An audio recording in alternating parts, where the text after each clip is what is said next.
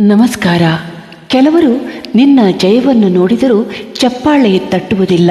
ಅವರ ಮೌನದಿಂದ ನಿನ್ನ ಮೌಲ್ಯ ಕಡಿಮೆಯಾಗುವುದಿಲ್ಲ. ಸೂರ್ಯನು ಹೊಳೆಯಲು ಯಾರ ಅನುಮತಿಯೂ ಕೇಳುವುದಿಲ್ಲ.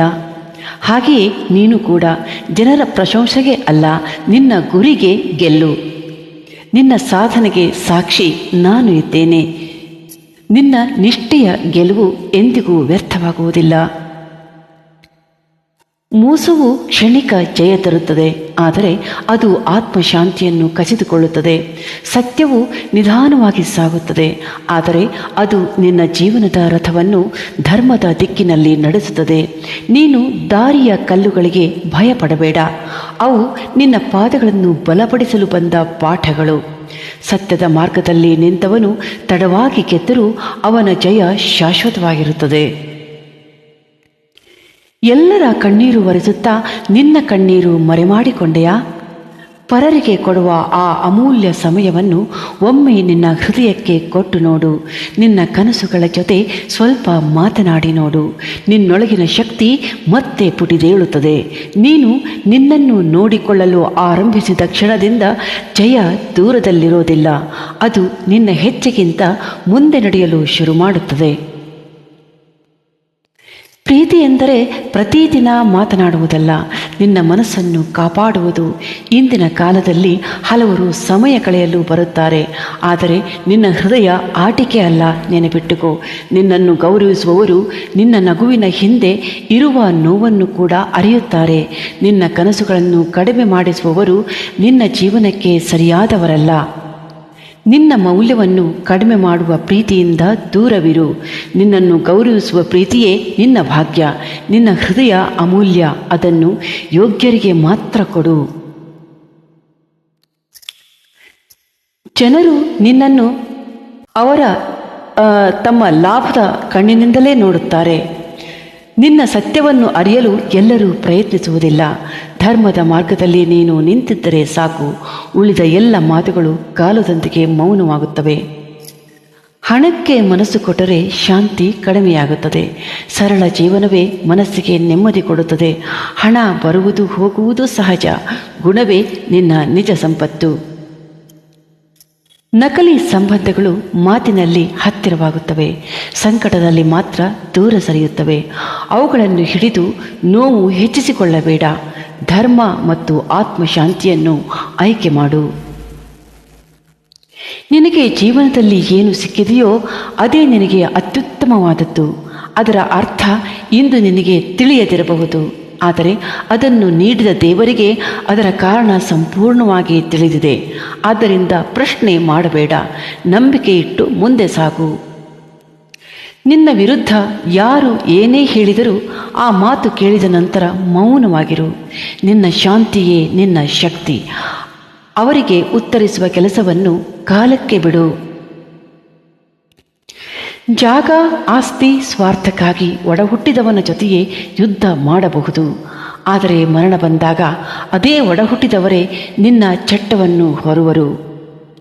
ಜೀವನದಲ್ಲಿ ಗೆಲುವಿನ ಜೊತೆ ಸಂಬಂಧಗಳು ಸಹ ಮುಖ್ಯ. ನೀನು ಕಸಿದುಕೊಂಡ ಜಾಗ ನಿನ್ನೊಡನೆ ಬಾರದು. ನೀನು ಕಾಪಾಡಿಕೊಂಡು ಬಂದ ಸಂಬಂಧಗಳೇ ನಿನ್ನ ಅಂತಿಮ ಯಾತ್ರೆಗೆ ಸಂಗಾತಿಯಾಗಿರುತ್ತವೆ. ಈ ಲೋಕದಲ್ಲಿ ಶಾಶ್ವತ ಶತ್ರುವೂ ಇಲ್ಲ, ಶಾಶ್ವತ ಮಿತ್ರನೂ ಇಲ್ಲ. ಪರಿಸ್ಥಿತಿ ಬದಲಾಗುತ್ತದೆ, ಮನಸ್ಸು ಬದಲಾಗುತ್ತದೆ, ಸಂಬಂಧಗಳೂ ಬದಲಾಗುತ್ತವೆ. ಆದ ಕಾರಣ ಯಾರಿಗೂ ಅತಿಯಾಗಿ ಅಂಟಿಕೊಳ್ಳಬೇಡ, ಯಾರನ್ನು ಶಾಶ್ವತವಾಗಿ ದ್ವೇಷಿಸಬೇಡ. ನಿನ್ನ ಮಾತುಗಳನ್ನು ಬಳಸುವಾಗ ಎಚ್ಚರಿಕೆಯಿಂದಿರು. ಅವು ಯಾರ ಮನಸ್ಸಿನಲ್ಲಿ ಹೇಗೆ ಉಳಿಯುತ್ತವೆ ಎಂಬುದು ನಿನಗೆ ಗೊತ್ತಿಲ್ಲ. ಒಂದು ಮಾತು ಶಕ್ತಿ ಕೊಡಬಹುದು, ಒಂದು ಮಾತು ನೋವು ಕೊಡಬಹುದು. ಆದುದರಿಂದ ನಿನ್ನ ಮಾತು ಔಷಧಿಯಾಗಲಿ, ವಿಷವಾಗಬಾರದು. ಈ ಲೋಕದಲ್ಲಿ ಪುಣ್ಯಕ್ಕೂ ಮರಣ ಅನಿವಾರ್ಯ. ಮರಣವನ್ನು ಯಾರೂ ಹಣದಿಂದ ತಡೆಯಲು ಸಾಧ್ಯವಿಲ್ಲ. ಅದು ಸಾಧ್ಯವಾಗಿದ್ದರೆ ಶ್ರೀಮಂತರು ಅದನ್ನು ಖರೀದಿ ಮಾಡಿಬಿಡುತ್ತಿದ್ದರು. ಆದ ಕಾರಣ ಜೀವನ ಮುಗಿದ ನಂತರ ಉಳಿಯುವುದು ಸಂಪತ್ತು ಅಲ್ಲ, ಮನುಷ್ಯ ಮಾಡಿದ ಒಳ್ಳೆಯತನದ ಗುರುತು. ಬಡವನ ಬಳಿ ನೆಮ್ಮದಿ ಇದೆ, ಆದರೆ ಹಣ ಕೈಯಲ್ಲಿಲ್ಲ. ಸಾಹುಕಾರನ ಬಳಿ ಹಣ ಇದೆ, ಆದರೆ ಮನಸ್ಸಿಗೆ ನೆಮ್ಮದಿ ಇಲ್ಲ. ಹಣ ಮತ್ತು ನೆಮ್ಮದಿ ಇರುವವರಿಗೆ ಒಳ್ಳೆಯ ಗುಣ ಇರುವುದಿಲ್ಲ. ಗುಣ ಮತ್ತು ನೆಮ್ಮದಿ ಇರುವವರಿಗೆ ಈ ಭೂಮಿಯ ಮೇಲೆ ಹೆಚ್ಚು ಕಾಲ ಉಳಿಯುವುದಿಲ್ಲ. ಇದೇ ಜೀವನದ ನಿಜವಾದ ಸತ್ಯ. ಒಂದು ಸಲ ದಾರ ಮುರಿದರೆ ನಾವು ಅದಕ್ಕೆ ಗಂಟು ಹಾಕಿ ಮತ್ತೆ ನೇರ ಮಾಡಬಹುದು, ಆದರೆ ಆ ಗಂಟು ಯಾವಾಗಲೂ ಗಂಟಾಗಿಯೇ ಉಳಿಯುತ್ತದೆ, ಮತ್ತೆ ಮೊದಲು ಹೋಲುವ ರೀತಿಗೆ ಮರಳುವುದಿಲ್ಲ. ಸಂಬಂಧಗಳು ಸಹ ಅದೇ ರೀತಿ. ಮುರಿದ ನಂಬಿಕೆ ಮತ್ತೆ ಮೊದಲಿನಂತೆ ಸರಳವಾಗುವುದಿಲ್ಲ. ಆದ ಕಾರಣ ನಂಬಿಕೆಯನ್ನು ಗೌರವದಿಂದ ಉಳಿಸು ಮತ್ತು ಸಂಬಂಧಗಳನ್ನು ಪ್ರೀತಿ ಮತ್ತು ಮನಸ್ಸಿನಿಂದ ಕಾಪಾಡು. ಎಲ್ಲ ದಾರಿಯೂ ಸುಗಮವಾಗಿರಬೇಕೆಂದಿಲ್ಲ. ಎಲ್ಲ ಜನರು ಮೃದು ಮಾತಿನವರಾಗಿರಬೇಕೆಂದಿಲ್ಲ. ಕೆಲವು ನೋವುಗಳು ಪಾಠ ಕಲಿಸಲು ಬರುತ್ತವೆ, ಕೆಲವು ಜನರು ದೂರವಾಗಲು ಬರುತ್ತಾರೆ. ನಿನ್ನ ಪಯಣಕ್ಕೆ ಭಾರವಾಗುವವರನ್ನು ಇಳಿಸಿ ಲಘುವಾಗಿ ಮುಂದುವರಿ. ಅದೇ ಜೀವನದ ಜಯ. ನಿನ್ನದಾದದ್ದು ನಿನ್ನನ್ನೇ ಹುಡುಕಿ ಬರುತ್ತದೆ, ಅದಕ್ಕೆ ಆತುರ ಪಡುವ ಅಗತ್ಯವಿಲ್ಲ. ನೀನು ನಿನ್ನ ದಾರಿಯಲ್ಲಿ ನಿಶ್ಚಲವಾಗಿ ಮುಂದೆ ಸಾಗು. ಸರಿಯಾದ ಸಮಯದಲ್ಲಿ ಒಳ್ಳೆಯ ಬದುಕೆ ನಿನ್ನನ್ನು ತಲುಪುತ್ತದೆ. ನಿನ್ನ ಮನಸ್ಸು ಇಂದು ತುಂಬ ಭಾರವಾಗಿದೆ ಎಂದು ಗೊತ್ತು, ಆದರೆ ಆ ಭಾರವೇ ನಿನ್ನ ಜೀವನದ ಅಂತ್ಯ ಅಲ್ಲ. ಪ್ರತಿ ರಾತ್ರಿ ಎಷ್ಟು ಕತ್ತಲಾಗಿದ್ದರೂ ಬೆಳಕು ಬೆಳಿಗ್ಗೆ ಬರದೇ ಇರುವುದಿಲ್ಲ. ನಿನ್ನ ನೋವಿಗೂ ಒಂದು ಉತ್ತರ ಇದೆ. ಅದು ಮೌನದಲ್ಲಿ ಅಲ್ಲ, ಬದುಕಿನಲ್ಲಿ ಇದೆ. ನಗಲು ಈಗ ಆಗದಿದ್ದರೂ ಪರವಾಗಿಲ್ಲ, ಇಂದು ಬದುಕು ಸಾಕು. ಸಂತೋಷ ನಿನ್ನನ್ನು ತಾನೇ ಹುಡುಕಿ ಬರುತ್ತದೆ. ಒತ್ತಾಯ ಯಾವುದೇ ಕಾರಣಕ್ಕೂ ಮಾಡಬೇಡಿ. ಒತ್ತಾಯ ಇರುವ ಜಾಗದಲ್ಲಿ ಪ್ರೀತಿ ಉಳಿಯುವುದಿಲ್ಲ.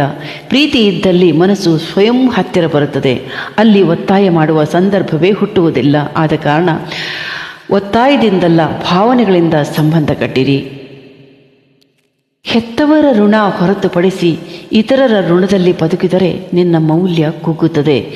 ಇಂದು ನೆರವು ಕೊಟ್ಟವರೇ ಸಮಯ ಬಂದಾಗ ಅದೇ ನೆರವನ್ನೇ ನೆನಪಿಸಿ ಹೀಯಾಳಿಸುತ್ತಾರೆ.